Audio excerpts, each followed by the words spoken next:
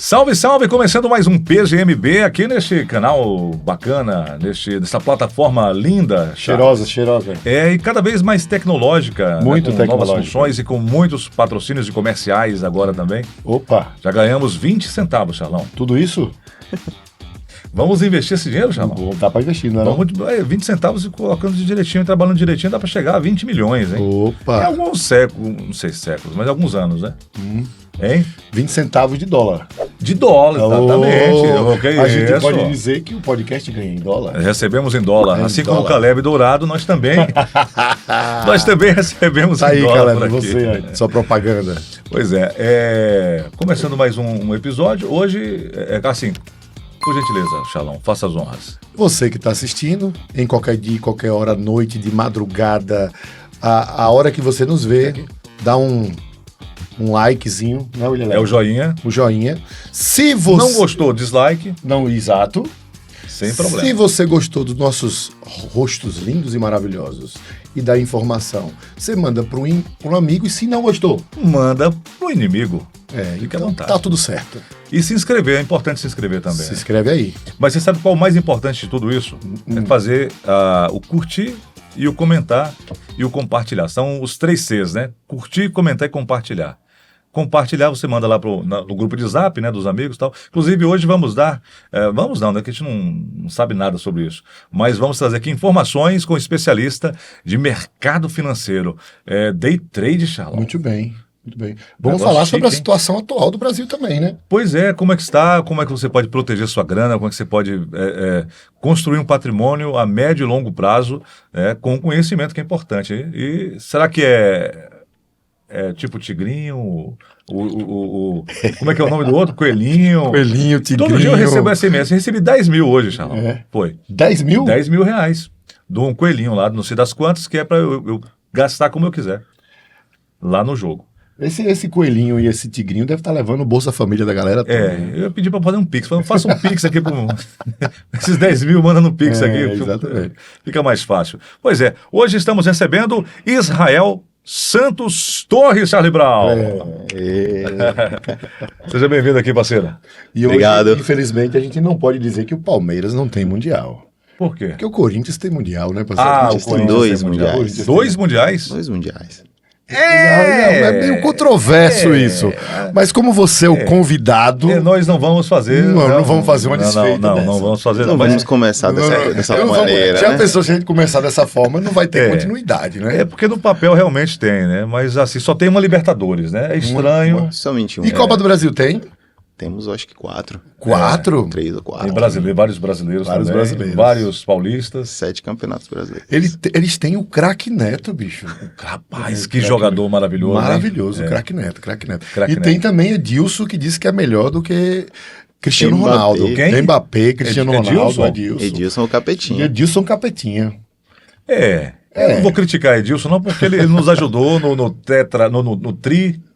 Tetra Tri, né? Sim. Foi o 5º tri do Flamengo, em cima do Vasco, inclusive, com aquele gol do Petkovic. Um dos gols foi dele, se não me engano, de cabeça, né? Então, e o homem também é campeão mundial. Campeão mundial, né? Então, o Edilson pentacampeão grande, mundial. nunca critiquei. É como o Xará com o Wesley, né? Nunca critiquei. Né? Tá vendo aí, meu irmão? Disse que, já tá dando notícia. Disse que... Vai ser vendido mesmo, Wesley? Não sei o nome dele. O lateral direito do Flamengo vai ser vendido, parece, por Barcelona. 100 e tantos milhões de reais. E o William, empresário, né? o Xará, disse que nunca criticou. Nunca criticou. Será que já pode se investir em jogadores no mercado financeiro? Não sei. Será que não tem esses ativos? Pode ser um ativo bom, viu? São ativos interessantes. Mas começando aqui, Israel, fala pra gente como é que você trabalha no mercado financeiro, você trabalha onde? Você trabalha na Bolsa de Valores? Você vai para São Paulo todos os dias de volta? Como é que funciona isso aí, Israel?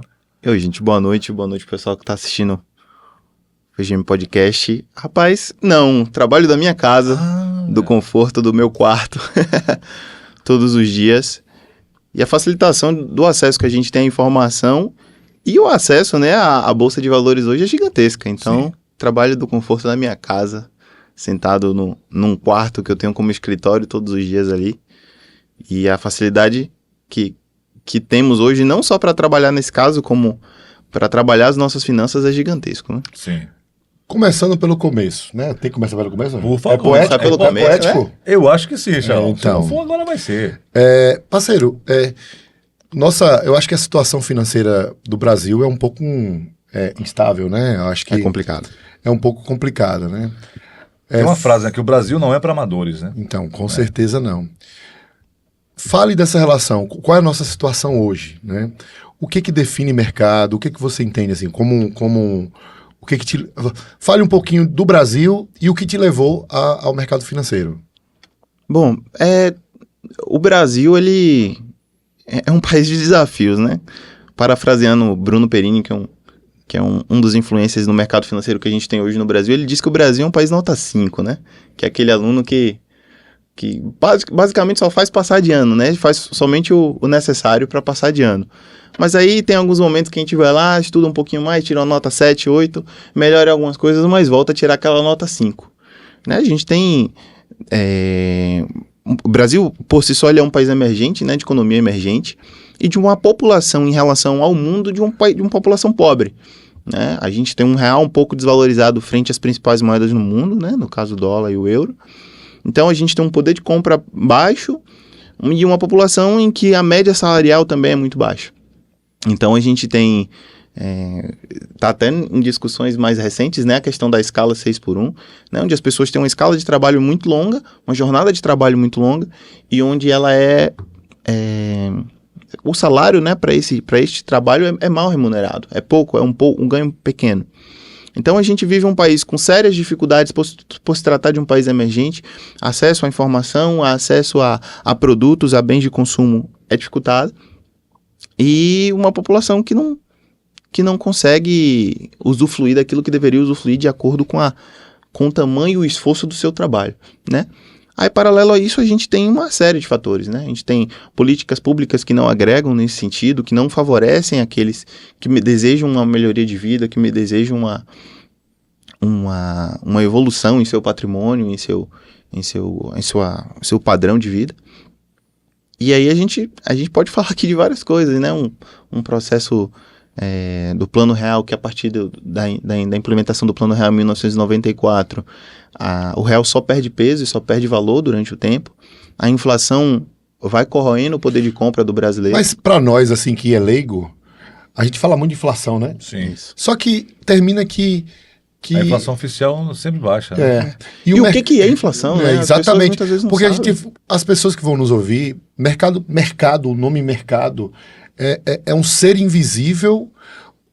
Um lado político trata como um monstro, né? Um ser com vontade própria, né? Parece aquele... Malvado, né? Um lado político. O outro lado político fala que é digamos assim, ele é gerido por vários indivíduos, várias ações. O que é esse negócio? Porque é isso que determina o que é inflação ou não, não é isso?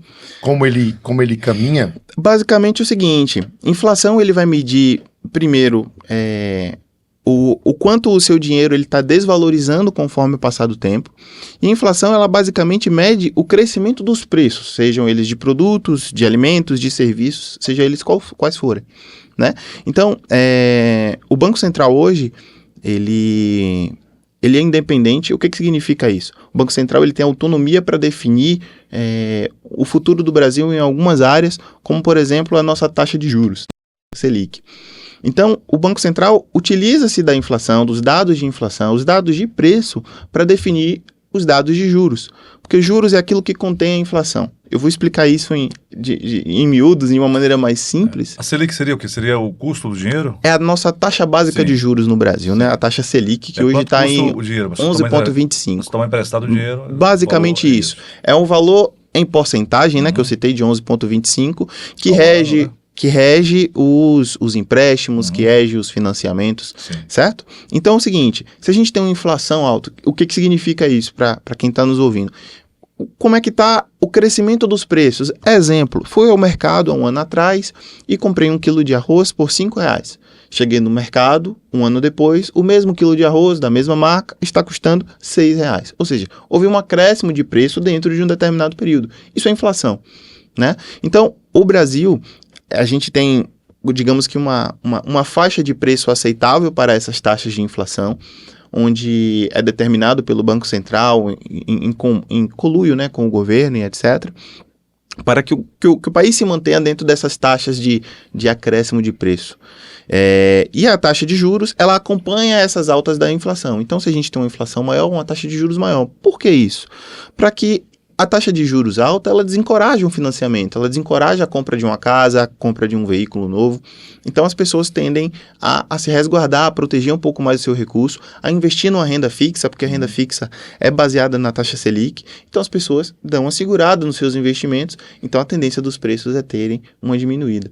É a lei da demanda, da oferta e da procura, né? Então, se você está ali vendendo, sei lá, o próprio arroz a R$5 e não tem quem compre, a sua tendência é baixar esse preço do arroz para que tenha saída do seu produto.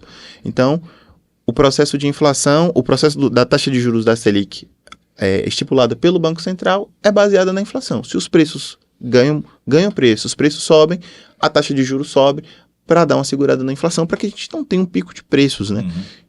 E elas caem da mesma forma para incentivar o consumo. Quando os preços estão bem administrados, o emprego, o fomento ao emprego está administrado, ela baixa a taxa de juros para fomentar consumo, para fomentar a economia local. Então, o Banco Central tem autonomia para decidir, para traçar esses parâmetros para o nosso país. Agora, o Charles falou da questão do mercado financeiro, o que é o mercado financeiro? Não, a pergunta, na verdade, é o mercado de forma geral, né? Porque a gente termina que fala muito, né? Sim. É o mercado. É o mercado, quem é esse mercado, o que é esse mercado? É o mercado, tá igual a Beth de Bruno Henrique, né? A Beth de Bruno Henrique, que ele disse que era casado, né? Então... não me falem da Beth, né? Eu sou casado. Ele foi Yala, não é possível, né? Se fala muito, né? É culpa de quem no mercado? É mercado. E parece que uma pessoa detém o poder do mercado e é irreal, né? Pelo que ele está falando. São várias nuances. Não existe um dono, né, de um mercado. O mercado financeiro, ele existe por todo o mundo, né? Aqui no Brasil, nós temos a B3, que é o nosso chamado B3, o Balcão de Negócios Brasileiro, onde acontecem as negociações, né? Um amigo meu, lá de São Paulo, que foi um dos primeiros a me falar um pouco sobre o mercado financeiro, me falar sobre ações e investimentos, ele falou assim, olha, Israel, dinheiro ele não dá em árvore. O dinheiro ele só é proveniente de trabalho, de empreendimentos. Ou você compra uma empresa, ou você monta a sua empresa. Ou você abre a sua padaria e vai vender pão e ganhar dinheiro vendendo pão, ou você vai investir na padaria de seu João, de seu Jorge, colocando um dinheiro lá, para que ele possa, através desse dinheiro, tocar o seu serviço, tocar o seu trabalho, e você ter parte dos lucros daquela empresa porque você colocou dinheiro ali dentro. Então, a B3, o Balcão de Negócios, é como um grande supermercado. Você entra no supermercado, você vai ter a área de hortifruti, você vai ter a área de grãos, você vai ter a área de materiais de limpeza, o açougue, a padaria. É um mix de produtos. Dentro da B3 você tem empresas, você tem ativos, você tem os tesouros do governo, você tem uma série de produtos, de linhas diferentes que você pode seguir, de investimentos, de trabalho, para que a partir desse trabalho, a partir disso, você gere riqueza, gere e faça dinheiro, né? Como a gente costuma dizer, a gente não ganha dinheiro, a gente faz dinheiro no mercado financeiro. Né? Então, é a partir daí. Então, existe uma mística atrás do mercado financeiro que as pessoas, por terem falta de conhecimento a respeito dela, geram um determinado medo e muitas vezes segue aquilo que está se ouvindo, né? Como o mercado é malvado, os empresários estão lá. Infelizmente, no Brasil, a gente demoniza o empresariado, a gente demoniza aqueles que têm esse fomento a um trabalho, ao desenvolvimento de seu negócio, e que infelizmente isso está errado, né? É através do microempresário, é através desses pequenos negócios que surgem, que está a maioria dos empregos no nosso país. Então, de forma alguma a gente pode demonizar, pelo contrário, a gente deveria incentivar, através de políticas públicas, através de preferência de consumo, através de várias formas. E aí você falando da questão do mercado, aí vem a pergunta, né? Como é que eu posso investir em mercado financeiro? Você já falou que você tem toda a questão de estudo, você estuda, se prepara. Exato. Você precisa ler e ler boas fontes, né? Porque você pode pegar uma fonte que não é muito confiável e pegar uma informação que não está muito correta, não condiz com a realidade. Como é que a pessoa entra hoje no mercado financeiro? É interessante já entrar comprando, vendendo, negociando. Existem formas, um exemplo, a Charlie Brown tem lá R$100 mil na poupança. Só isso? Na poupança. O Charles Poupança é um negócio que a gente sabe que perde para a inflação. Pior que a poupança, só um negócio chamado FGTS, que é 3% ao ano, né? Que é de um dinheiro que é seu, é né? um escárnio, exatamente. Você é obrigado a manter esse dinheiro lá, 3% ao ano. Eu sou de época de que a poupança você botava 10 mil e no outro dia tava 20. Mas aí o feijão tava 1.000, no outro dia tava 10. É verdade. Mas assim, a gente ouve falar sobre isso. E quais seriam os caminhos de entrada, a porta de entrada, Israel, para você começar um investimento, e quanto se pode começar hoje a investir? R$1, R$1.000, R$10.000? Como é que é? Você citou uma coisa interessante, né? A gente tem um problema no Brasil relacionado à educação financeira, né? A gente, como eu falei, onde não há conhecimento, existe o medo. Então, as pessoas não entendem, não sabem por onde começar, então acabam deixando de lado. Não, vamos colocar na poupança, que eu acho que é o primeiro passo, assim, né? Eu guardo dinheiro aonde? Na poupança. É aquele pensamento automático. Antigamente, quando o gurizinho estava pequeno, né? Esse é da minha época, meu irmão, William, e eu... Tinha um cofrinho? Parceiro, cofrinho não. O presente era uma poupança. Opa, A vovó da caixa, do porquinho. Sim. Porquinho da caixa. Aí o cara trouxe isso na memória, né? Acredite que até hoje as pessoas guardam dinheiro nos colchões, literalmente. Porque eles falam, não, se eu deixar meu dinheiro no banco, o banco vai tomar. Pode acontecer alguma coisa e isso acontecer. Então, existe uma parte da população brasileira, sim, que hoje guarda dinheiro no colchão. Infelizmente, apenas 2% da população brasileira investem de alguma maneira. Né? E o acesso a isso é muito fácil, é muito simples. Hoje, o acesso à B3, ela não é um acesso direto da minha pessoa à B3. Como o Charles perguntou, você está indo para São Paulo para acessar a B3? A B3 hoje existe o acesso liberado ao público, isso não tem problema nenhum, mas as negociações hoje deixaram de ser as negociações daquela época dos chamados de pregões viva voz, né? Onde na minha cabeça vem aquelas telas gigantes, números passando para todos os lados, né? Um monte de homem no telefone gritando e berrando. Ali eram as negociações dos pregões viva voz, só que com o avanço da tecnologia, o acesso à internet mais facilitado, acabou o pregão viva voz e as negociações hoje ocorrem através de plataformas online, né? Então, vamos lá. Se eu sou uma pessoa comum e quero começar os meus primeiros investimentos, né? Caleb está aí fazendo os investimentos dele. Então, vamos lá. Caleb precisa hoje ter uma conta numa corretora. As corretoras são elas que têm acesso à B3 para fazer as negociações aos quais você determina para ela. Então, poxa, eu quero comprar uma empresa, uma empresa está listada na B3, né, como um ativo, eu quero apostar nessa empresa, eu vejo nela um potencial interessante de evolução, eu vou comprar a ação dessa empresa. Através da B3, através das corretoras que elas vão até B3, existe lá esse painel de negociações, né, essa lista de empresas, onde pode ser feitas as negociações através das corretoras. Então, basta criar uma conta numa corretora. A maioria das corretoras hoje elas têm um trabalho muito parecido, onde cada uma oferece benefícios de formas distintas para atrair os seus clientes. Então, hoje, a partir de, acho que de R$10, você consegue estar investindo na Bolsa de Valores em determinados ativos. Né? O limitrocket para a entrada no mercado é muito baixo, é cerca de R$10. É muito pouco.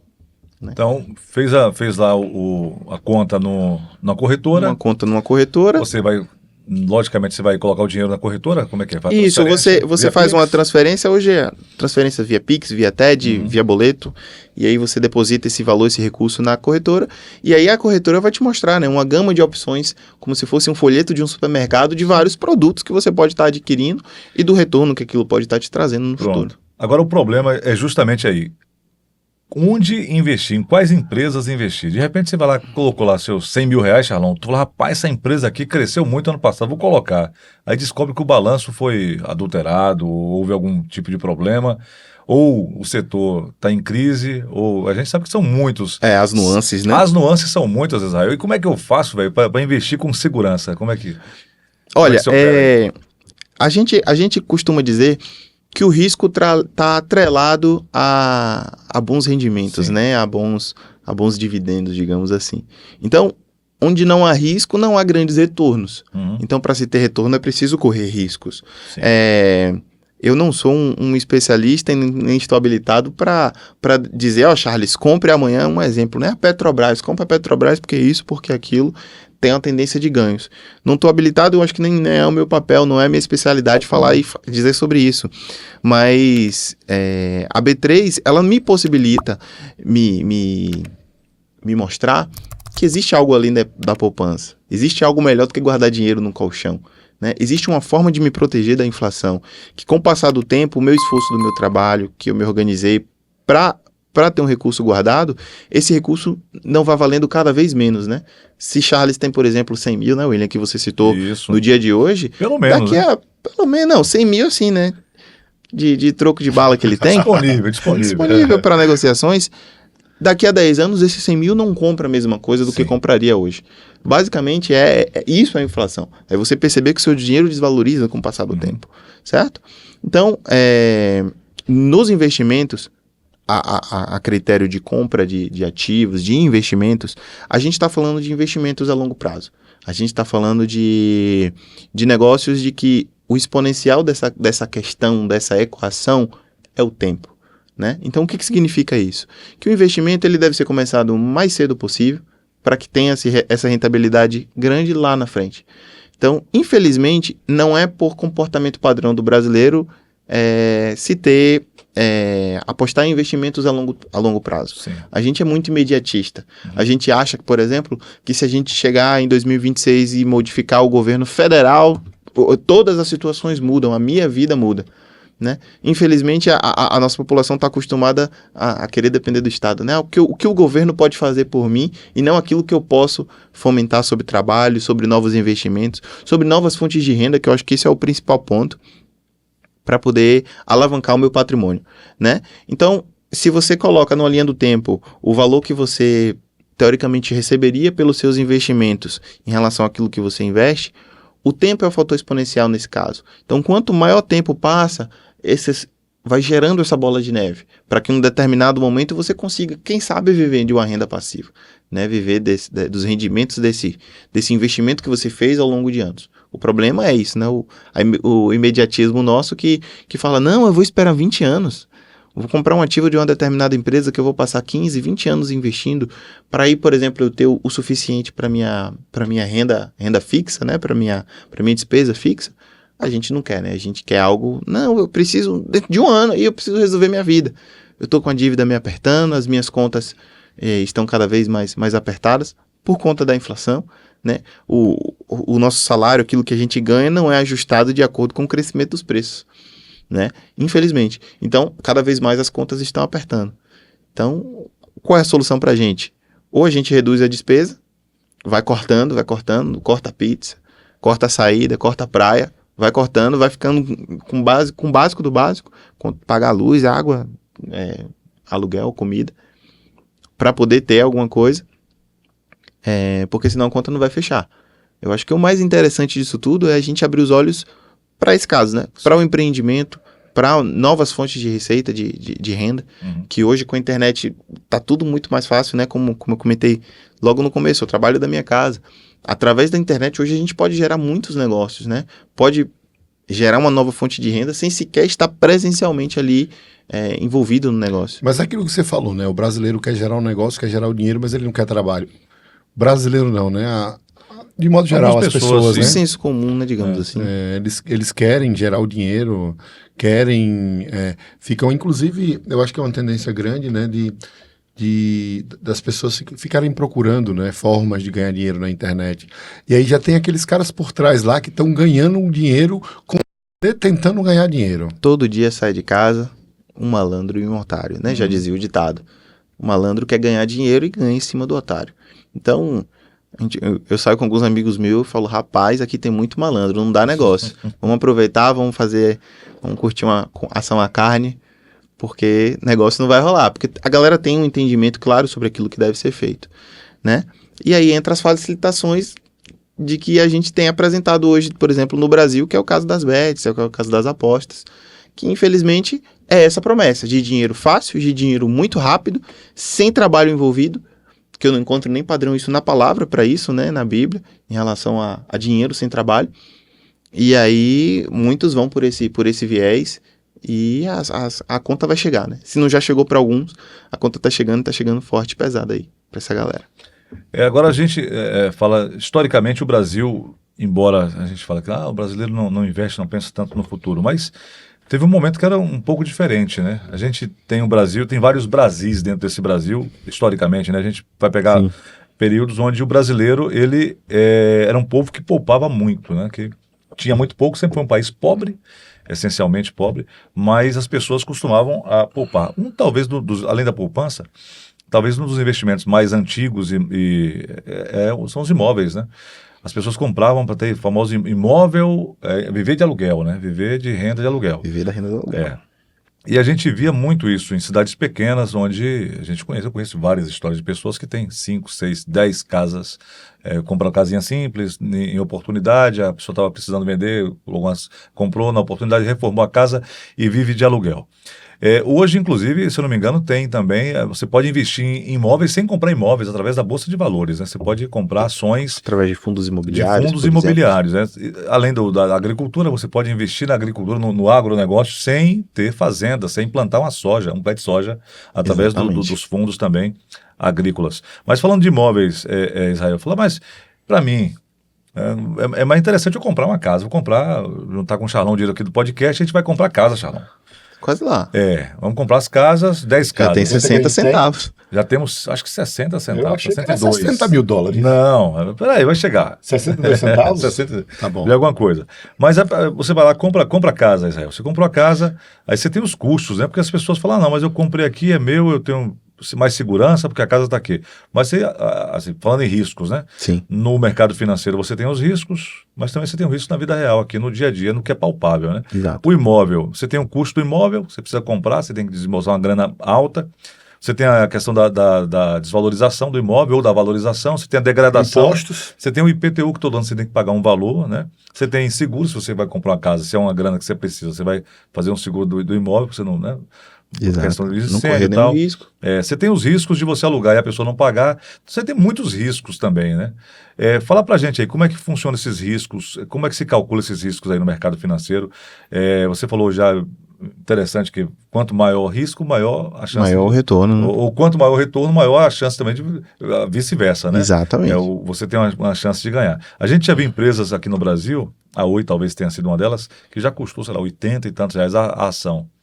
E passou a custar R$1 e pouco, até centavos, né? Menos de R$1. Porque a empresa quebrou, descobriu-se uma série de problemas, e aí o cidadão que investiu todos os ovos naquela cesta da Oi. É interessante fazer isso, apostar tudo em um só lugar, ou é importante diversificar também? É importantíssimo, né, a diversificação dos investimentos. Até, por exemplo, né, a gente nunca sabe se pode haver um desastre natural, como é o caso que você falou, para a destruição de um imóvel. É mais difícil isso acontecer, obviamente. Mas eu acho que o investimento mais antigo que a gente tem, né, é o investimento em terras, em posses, porque é algo até palpável e mais simples, né? Mas a forma de trabalho do mercado financeiro é basicamente o que você falou, é comprar barato e vender mais caro. Basicamente a decisão de todo trader, de todo investidor, de todo aquele que trabalha no mercado é compro ou vendo. Basicamente isso. E vendo a que preço e compro a que preço, né? Obviamente, o risco está intrínseco a isso. Eu posso comprar algo e se desvalorizar muito e ter prejuízo, e eu posso comprar algo e se valorizar muito e ter lucro nessa operação. Por isso a importância da diversificação. Como eu te falei, o mercado ele é uma gama de ofertas de vários tipos de produtos. Eu jamais, em hipótese alguma, posso investir tudo em Petrobras. Eu jamais posso tudo em fundos imobiliários. Ou colocar todo o meu recurso em operações de day trade, né? Que é um pouco do que eu faço. Então, isso jamais, né? Porque, como você falou, as nuances do mercado, ele vai balançar, né? Tem que ter um pouquinho de estômago para ver o mercado ir e voltar, mas tem que ter coração, né? Tem que ter um pouquinho de coração. A emoção é grande. O exame cardíaco tem que estar em dia. Tem que estar em dia. Você falou day trade, a gente vê também falar muito em investidores, como o Warren Buffett. Buffett, né? Warren Buffett. Seu inglês está ruim, William. É horrível. Não, meu inglês é péssimo, né? Não, mas estamos todo mundo no mesmo balaio. Mas fazer como os espanhóis, né? Traduz tudo para John vira João, né? Juan. Chama de João, tá tudo certo. Ele investe em grandes empresas e ele faz movimentos gigantescos, né? Recentemente ele vendeu as posições dele de uma empresa e aí todo mundo ligou o sinal de alerta. Falei, está acontecendo o que com essa empresa? Ele tem alguma informação e tal. Às vezes é especulação, ele pode vender isso e recomprar depois. Como é que funciona esse mercado? Tem que ter informação o tempo todo, né, Zé? Exato. Vamos supor que você comprou uma casa no valor de 100 mil. Sim. Com o passar do tempo, essa casa vale 500 mil, certo? Você tem 500 mil? Não, você tem uma casa. Enquanto você não vender essa casa e os 500 mil vier para sua conta, você só tem uma casa, sim. certo? Então a gente chama isso de realizar o lucro de uma determinada operação. Não é porque eu comprei uma casa 100 e ela vale 500 que eu tenho os 500. E movimentos grandes como as realizações de lucro, provavelmente que é isso que você comentou de Warren Buffett, é porque ele tem uma posição muito grande numa determinada empresa. Sim. Então, quando ele faz a realização dele, impacta, movimenta o mercado nesse sentido. E o mercado ele é todo interligado, né? A gente tem uma visão macro do mundo como um todo, impacta em absolutamente tudo que a gente fala. Tem uma frase de algumas pessoas, não vou dizer do atual governo, né? Mas que elas falem assim, pobre não come dólar. Eu acho que essa é uma das frases mais, como eu posso dizer assim, ignorantes no sentido, porque pobre come sim dólar, porque o macro aponta para o micro, o macro aponta lá no preço do tomate, o macro aponta lá no preço do arroz que a gente está comendo. O combustível que impacta tudo também. Né? Exatamente. Aumentou quase 50 centavos de um dia para o outro. O combustível estava 5,90, passou para 6,30. 40 35 centavos em um dia. No posto onde eu abasteço. Agora, quando o nosso espectador está acompanhando, pode estar mais caro ou muito mais barato. Muito mais. O Brasil Espero que muito mais barato. Torcemos por isso e nos preparemos para estar bem mais pior, caro. Que estar preparado para o pior e esperar o melhor. Né? Essa pergunta de William Leal, eu acho que eu me lembro assim de filmes americanos.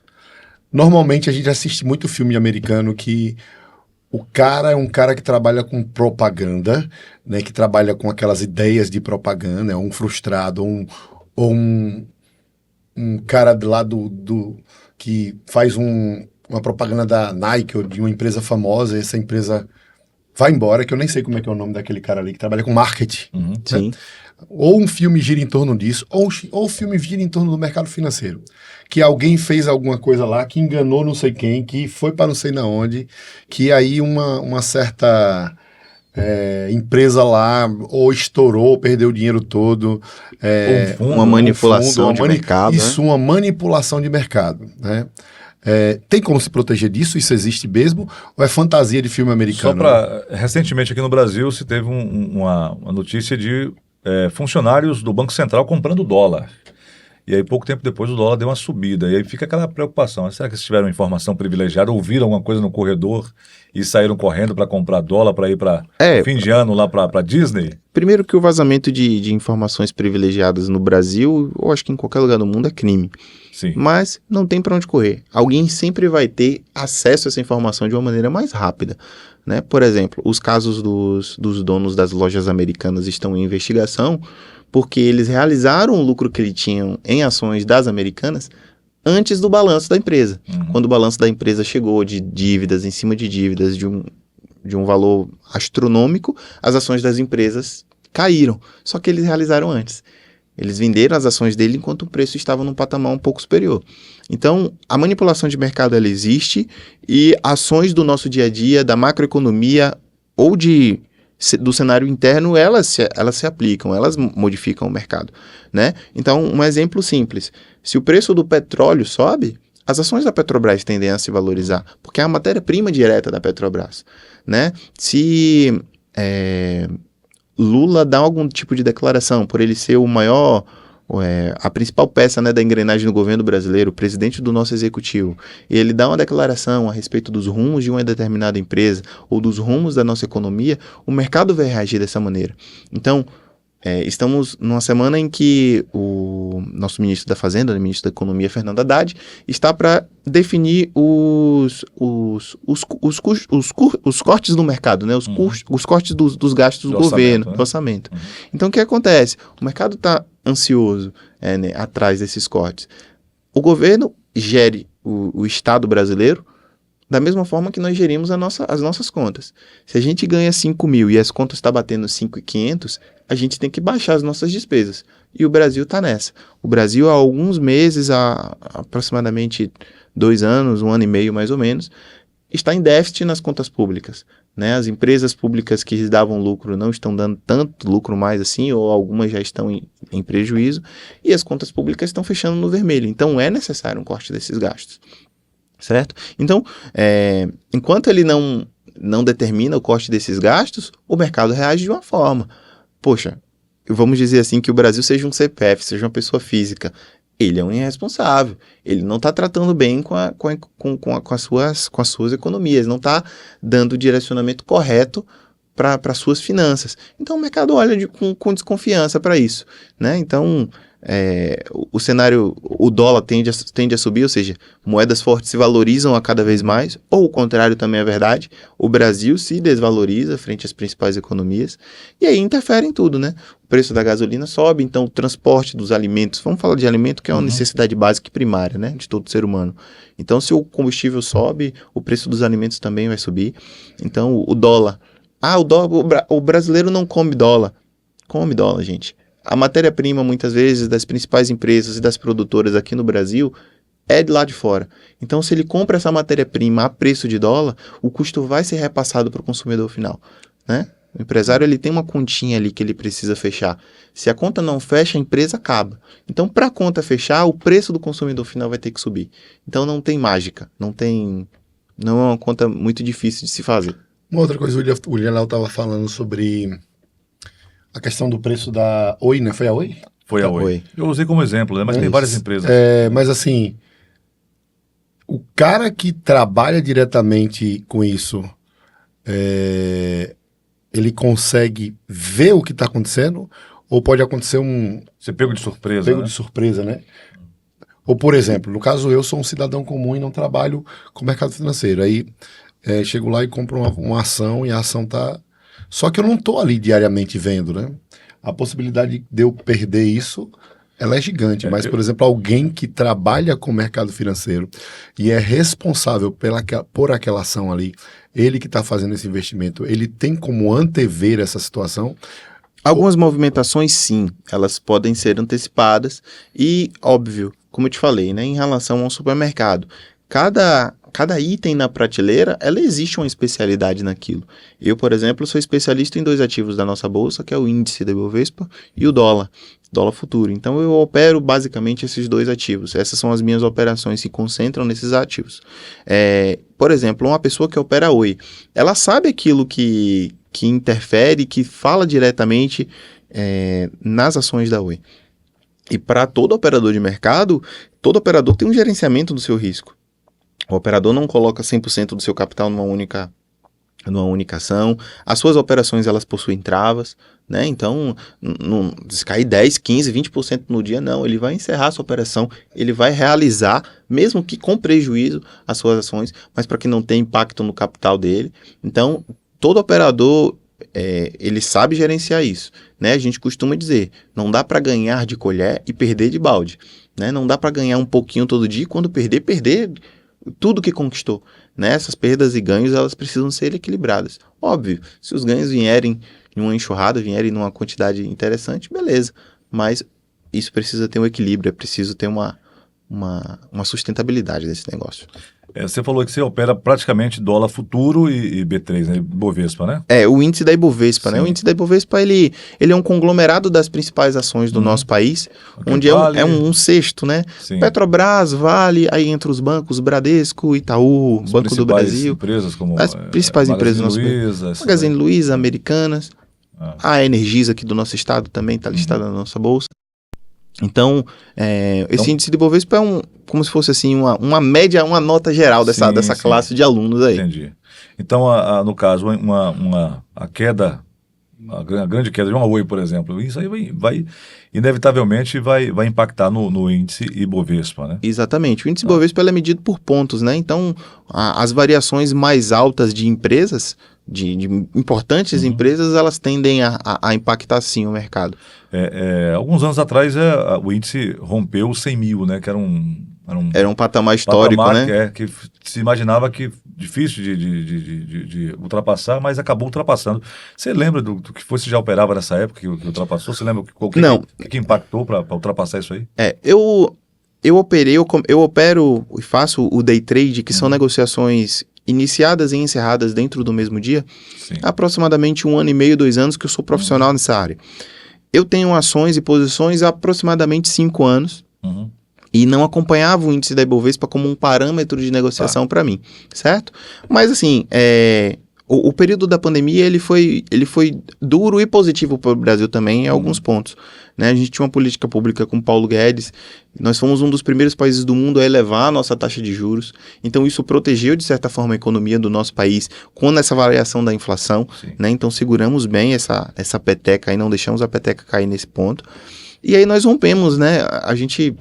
Não existe nenhum prêmio para romper a pontuação dos 100 mil pontos do índice, mas isso mostra uma evolução das empresas do nosso país, né? De terem sido bem geridas nesse caso.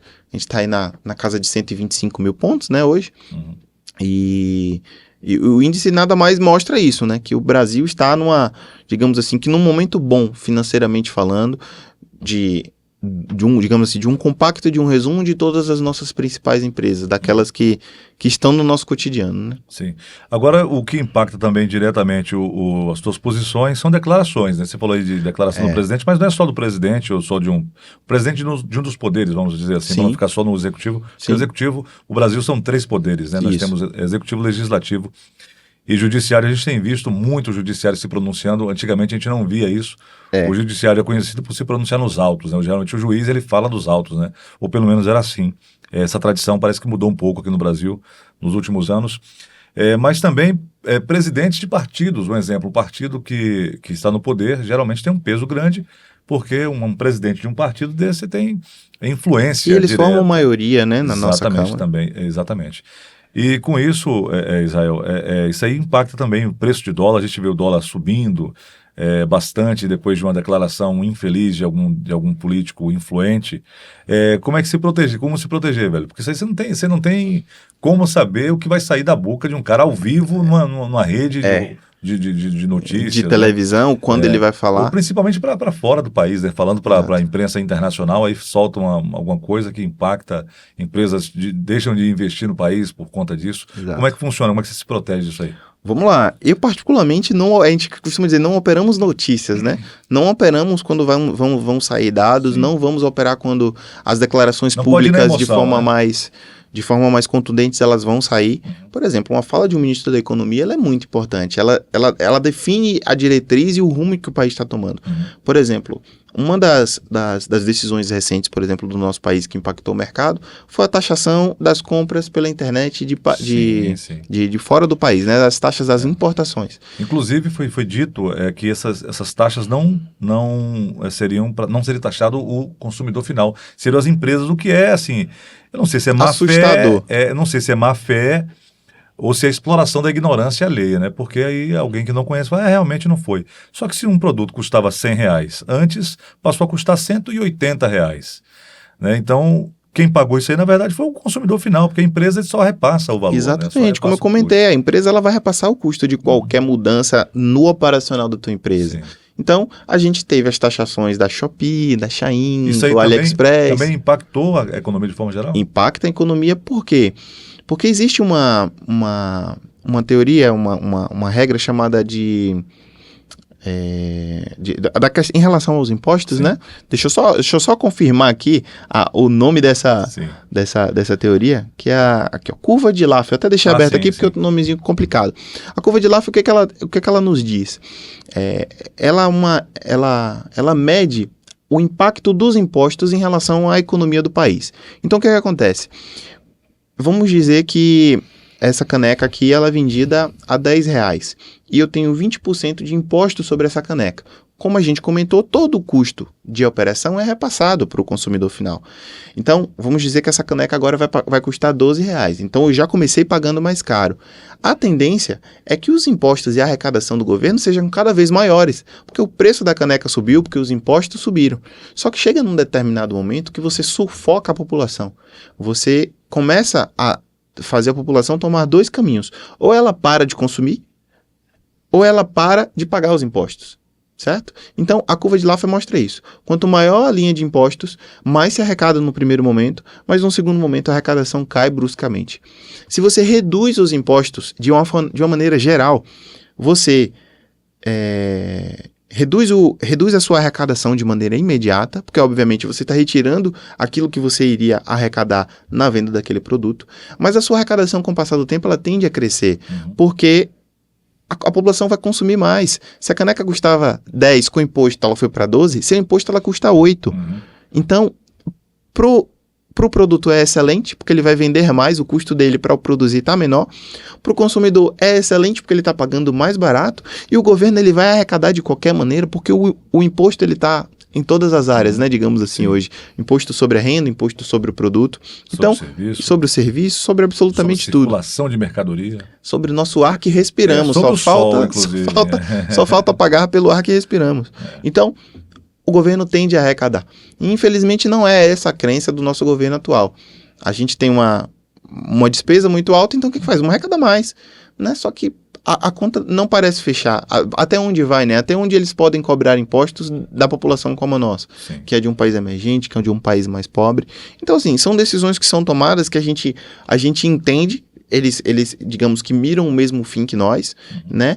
Mas que no final a população ela vai sendo cada vez mais sufocada, ela vai sendo cada vez mais colocada debaixo de um jugo que não vai dar. Né? No final das contas, eu acho que não fecha essa conta. Ou seja, Charlie Brown, Tiradentes, 20%, o quinto dos infernos lá, ele não imaginava que estaremos pagando aí, hoje. Charlie Brown. Temos a maior alíquota de impostos do mundo com o novo imposto, o IVA, né? O IVA. E no Brasil nós temos um negócio interessante, né? Se esse copo custa R$100, aí você fala, não, mas aí 20% de imposto vai para 120, não, vai para quase R$130, porque o imposto é cobrado sobre o valor final. Sobre imposto, sobre a importação, sobre o frete, sobre absolutamente tudo. Exatamente, é uma loucura. Mas, então isso aí tudo impacta o dia a dia, o day trade, você que faz day trade, você tem que estar inteirado disso aí também. É porque, para a minha tomada de decisões hoje, eu utilizo uma análise de macroeconomia e de correlações. O Brasil, ele não está deslocado do mundo, ele não é uma parte do planeta Terra, a só. Então, ele faz parte de um conjunto. Exatamente, uma engrenagem. Então, se a economia dos Estados Unidos é uma economia pujante, a China é uma economia pujante, aí já começa a pensar comigo, a China é um país da maior população do mundo, acho que só perde para a Índia, né, em relação à população. A China, ela consome muito daquilo que o Brasil produz. O Brasil, de uma maneira geral, é um país produtor de grão, é um produtor de commodities. Então, se o nosso maior produtor ele consome muito, é bom para nós também. Então, é um crescimento que vai todo mundo junto, todo mundo meio que caminha para o mesmo lado. Então, quando as notícias elas impactam a China, elas impactam os Estados Unidos, elas impactam o preço do dólar, elas impactam o emprego ao redor do mundo, isso reflete no Brasil. Países emergentes como o Brasil e México, eles sentem um pouco mais que isso, porque a gente tem uma economia um pouco mais fragilizada. Então, é o balanço do mar, para uma criança e para um adulto. O adulto estabiliza mais. Uma criança, qualquer balanço, ela vai balançar dentro do barco. Então, o Brasil e o México são esses países que seguem a tendência do macro, mas elas precisam se resguardar. Por isso que a gente tem uma taxa de juros mais elevada do que os demais, para que se torne interessante em determinado ponto. Né? Existe uma modalidade de trabalho que a gente costuma chamar de carry trade. Carry trade é a diferença de juros de países de primeiro mundo, como o Brasil. Por exemplo, a taxa de juros dos Estados Unidos gira em torno de 4,5% a 5% hoje. A taxa de juros do Brasil está girando em torno aí de 11,25%. Vamos botar 12%, né, para a gente poder entender. Então, é uma diferença de 7%. Então, se torna interessante pegar dinheiro lá fora, trazer para o Brasil e investir aqui. Entendeu? Por conta dessa diferença da taxa de juros. Então, os países emergentes, eles têm um comportamento um pouco diferente em relação às primeiras economias, mas é global. O movimento que a onda faz leva todo mundo. Então, é importante para quem investe, para quem tem está posicionado, como a gente costuma dizer, né? Se tem ações, entender que é como um movimento de maré. A maré ela não está numa determinada posição e vem para a posição final dela de uma única vez. Ela vai e volta, mas ela tem um destino claro, ela tem um movimento muito claro. Sim. Nem todo mundo tem estômago, né, para ver isso. Eu coloquei ali minhas economias e tem dia que tô cansado dessa história de ficar rico, ficar pobre, né, como já dizia Chicó e João Grilo. Mas faz parte desse movimento. Por isso, a diversificação para que caso haja um baque, um prejuízo, isso não comprometa uma carreira aí, né? Um investimento de uma vida inteira, né? De uma vida... Maravilha. Você falou que já tem investimentos na Bolsa já há 5 anos, mas... Aproximadamente 5. Mas, assim, você trabalha profissionalmente há um pouco mais de um ano, menos de 2 anos, né? 1 ano e meio 1 aproximadamente. ano e meio, 2 anos, tá. O que você fazia antes e o que te levou a Cara, boa mudar pergunta. de carreira? Você é um jovem, mas é já um jovem que tem família, né? Então você tem todo um custo de vida. Você não é um jovem que mora com papai e mamãe. Tenho Você tem um custo de vida, minha tem uma esposinha e 2 responsabilidade. preciosidades que o Senhor me deu. Pois é. E aí como é que funciona? Você mudou de carreira, você tinha uma carreira e mudou de... Isso, eu trabalhava numa empresa junto com o meu pai, nós tínhamos uma empresa na área de transporte, só que a empresa ocupava muito do nosso tempo, né? A gente acordava cedo e dormia tarde todos os dias e, obviamente, né, trabalhando para colocar o sustento dentro da nossa casa, mas era muito duro e muito, muito pesado. A gente... Tinha dias que eu saía de casa, meus filhos estavam dormindo. Eu chegava em casa, ele também já estava dormindo, porque eu acordava, saía muito cedo e chegava muito tarde. Então eu comecei a ver um comprometimento dentro do meu papel da minha casa em relação ao meu trabalho. Sim. E eu falei assim, o meu trabalho não vai estar acima da minha família. Ele é importante, ele precisa estar aqui, porque é através dele que eu trago sustento, mas eu preciso ter tempo para essa galerinha aqui. E aí, um amigo meu, que eu conheci ele quando eu era pequeno, em retiros da igreja, Pode falar nós o nome que a gente tínhamos vai trazer aqui. 12 a 14 anos. Um abraço, Eduardo, lá de Salvador, meu Já amigo. tá convidado, Léo? Não, já está convidado oficialmente agora, já estava convidado aqui com o Israel, mas agora oficialmente aqui. Você está convidado. Eduardo o quê? De quê? Eduardo Salles, Eduardo Salles. Queremos você aqui, Eduardo Salles. da SBX, é um cara que eu tenho o maior apreço e é o meu mentor dentro do mercado. É um homem extraordinário naquilo que ele faz. Ele é mais novo que eu, acredite, mas é um cara que tem uma história de vida muito legal, de muito trabalho, de muito esforço, de pais feirantes e assim, é incrível a trajetória dele dentro do É de mercado. Itabaiana, não? Não, ele não é de Itabaiana, Salvador, Bahia. Mas parece que tem esse espírito do povo de Itabaiana. O pessoal trabalha, né? Bahia ou Vitória? Ele é Bahia? Ixi. Oxe, turma tricolor. Ixi. Filhote da Fonte Nova. Bahia. Aí. Bora Bahia. E aí, quando... Em um determinado momento a gente decidiu abrir mão das nossas empresas, da nossa empresa, né, que a gente trabalhava, e falando o que a gente vai fazer. E aí, por incrível que pareça, aproximadamente um ano e meio antes desse momento, a gente se reencontrou, porque a gente tinha eu conhecia ele de um grupo de amigos em comum, e aí um dia a gente foi jantar em Salvador, vamos comer um mexicano lá, quando eu olho Eduardo na mesa junto comigo. E aí a gente pôde se reaproximar ali naquele momento, né, estreitar os nossos laços. E aí eu comecei a entender um pouco do que ele fazia. E depois, nesse tempo, né, nesse momento de rompimento aí, dessa mudança na minha vida, eu lembrei dele. Eu falei, mano, aquilo que tu sabe me ajuda, me mostra um caminho. E Eduardo foi o meu mentor nesse negócio, me pegou na minha mão, me mostrou de como eu deveria agir, de como eu deveria me portar nisso tudo.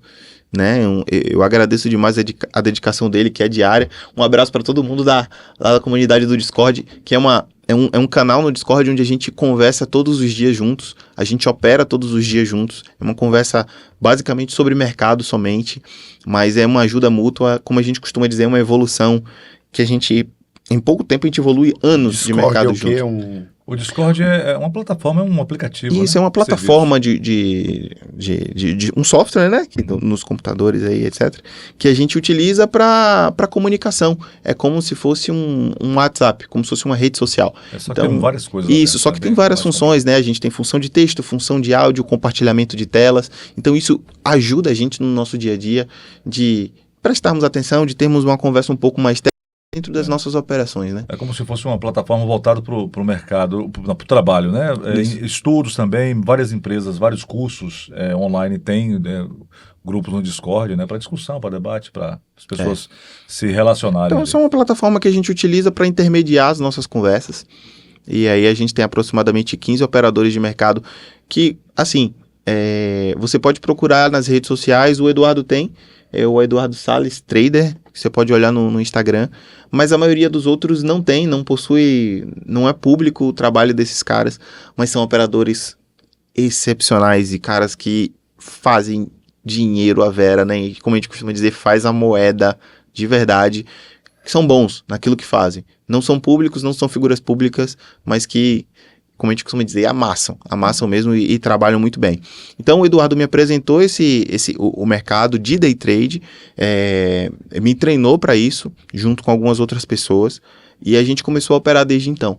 Então, eu graças a Deus, eu tinha uma economia que pudesse me sustentar num primeiro momento, Sim. porque ele não me vendeu promessa de que eu ficaria rico, não me vendeu uma ilusão, mas ele falou, isso aqui é um trabalho, isso aqui é um negócio que ele pode dar muito certo, mas ele também pode dar muito errado. Mas eu posso te mostrar de que existem parâmetros a se seguir, que isso aqui não é uma aposta, que isso aqui... Não é tigrinho. Não é tigrinho. Existe muito comprometimento e dedicação para fazer isso aqui. E eu falei assim, não, e é isso que eu quero. Como você falou, eu tenho esposa e 2 filhos, não dava mais para fazer algo que, se não desse certo, tudo bem, a gente faz outra coisa. Sim. Tudo bem que eu nunca fui um cara vaidoso sobre aquilo que eu trabalhava e sobre aquilo que eu fazia. Eu sempre gostei de trabalhar. Já vendi geladinho na praia, já vendi, brigadeiro no colégio, já trabalhei de motorista de aplicativo. Até hoje, se eu tiver a oportunidade de fazer uma grana a mais, a gente está fazendo. Mas o mercado como a gente costuma dizer, o mercado me deixou nu, né? De me mostrar quem eu realmente era, de mostrar que eu sou um cara que queria impressionar os outros, que não aceita perder, que é ganancioso, entendeu? Então o mercado ele vai lhe mostrando isso e eu precisei de um tempo para me maturar dentro desse mercado. Graças a Deus hoje vivo disso. O mercado, o day trade, graças a Deus me proporciona essa liberdade de estar dentro da minha casa, de operar dentro de casa. Basicamente, ela toma somente o meu período da manhã. Então, eu tenho tempo para minha esposa e para os meus filhos. E a preocupação era ter tempo para eles. Porque né? também tem isso, né? A gente, não sei se é no caso de William Leal, mas no meu imaginário, por causa desses filmes, né? O cara que opera é um loucão, um malucão, que ele também não tem tempo para nada, que ele vive daquilo que a mulher abandonou, que não tem filho. Como a última alternativa da vida dele. Exatamente. Né? Então, a imagem que passa para o cara que opera, né? Não é... Como é o nome daquele personagem agora que está fazendo muito sucesso? Que fala Menzinho.